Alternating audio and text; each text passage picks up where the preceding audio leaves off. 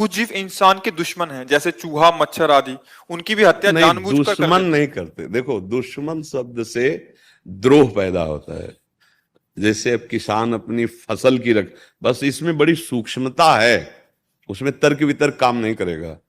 जैसे किसान अपनी फसल की रक्षा के लिए मान लो सैकड़ों हजारों चूहे लग गए, अब उनमें दवा रखेगा, उसका उद्देश्य चूहों को मारना नहीं, फसल की रक्षा करना है।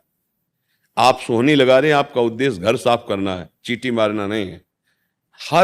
आप गाड़ी से जा रहे हैं, आप यात्रा कर रहे हैं और उसमें कोई जैसे चींटे, कई जीव ऐसे, हमारा उद्देश्य जब बनता है किसी जीव की हत्या करना, जैसे अभी आपने शब्द उच्चारण किया, ये हमारे दुश्मन है, अब आपको उसका भोगना पड़ेगा। दुश्मन नहीं है, हमें बचाव पक्ष करना है, हमें मारना उद्देश्य नहीं।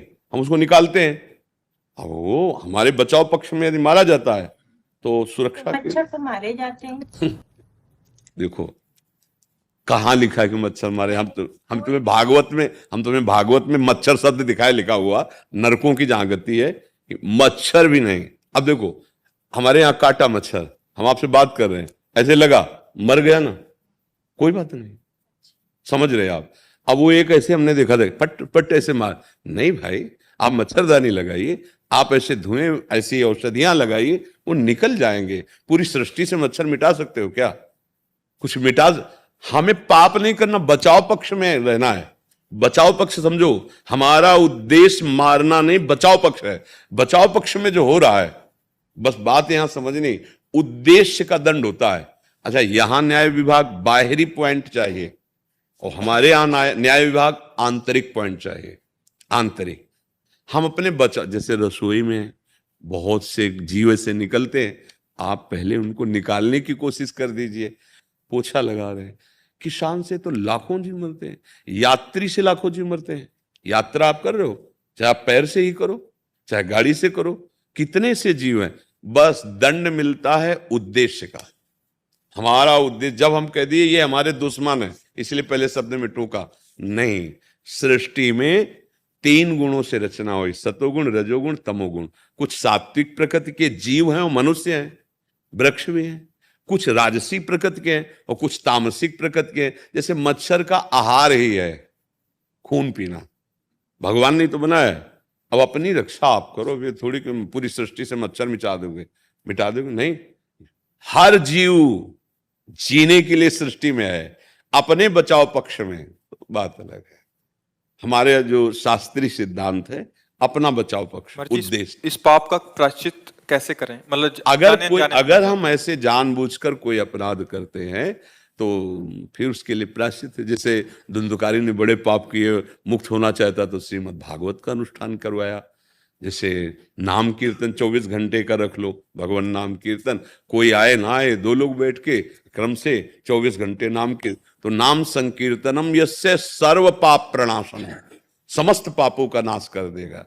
तो इसलिए वैसे लक्ष्य रखा जाए कि हम कोई किसी भी जीव की हिंसा नहीं करेंगे, पर इतनी बात समझ करके ऐसा नहीं, बचाव पक्ष में, अपने धर्म के बचाव पक्ष में, अपने राष्ट्र के बचाव पक्ष में, अपने जीवन के बचाव पक्ष में जो किया जाता है वो अपराध या पाप नहीं। जैसे हमारे भारतीय सैनिक हैं, अब सामने से, अब वहां परिचय थोड़ी पूछने की जरूरत पड़ेगी। अगर वो विपरीत लग रहे हैं और अगर परिचय पूछने के चक्कर में पड़े तो बचाव पक्ष आपका नहीं चल पाएगा। देखो, अगर पाप लगने की बात केवल हिंसा से ही होती तो अर्जुन को भगवान क्या कह रहे, मार सबको, मार इन सबको। मैं मारूंगा नहीं, कांप रहे थे, अरे मेरे ताऊ हैं, दादा हैं, गुरु हैं, ये सबका देख हमारी तरफ विराट रूप भगवान। और जैसे लौंग इलायची नहीं होती, दाढ़ों में फंसी होती, ऐसे भीष्म, द्रोणाचार्य सब महाकाल भगवान खा रहे हैं, मार, तू केवल निमित्त मात्र बन। बात समझना, वहां भगवान रण क्षेत्र में एक धर्म के अनुसार आज्ञा कर रहे हैं, ऐसे ही यहां देखना है। अब अगर किसान हाथ जोड़ के फसल में बैठ जाए, चूहो भाग जाओ, कीड़े मकुड़े तुम मत खाना हमारी फसल, कुछ नहीं मिलेगा उसको।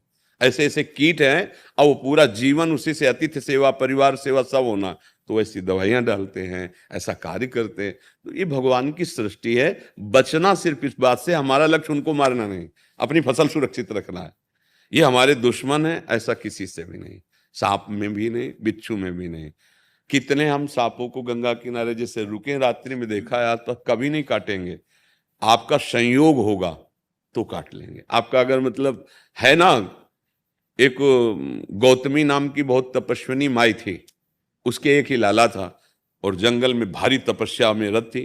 वो खेलने के लिए गया तो उसे सांप ने काट लिया, और जो वहां के व्याध आदि थे उठा के लाए और कहा, देवी आपके पुत्र को किसी जहरीले सांप ने काट लिया।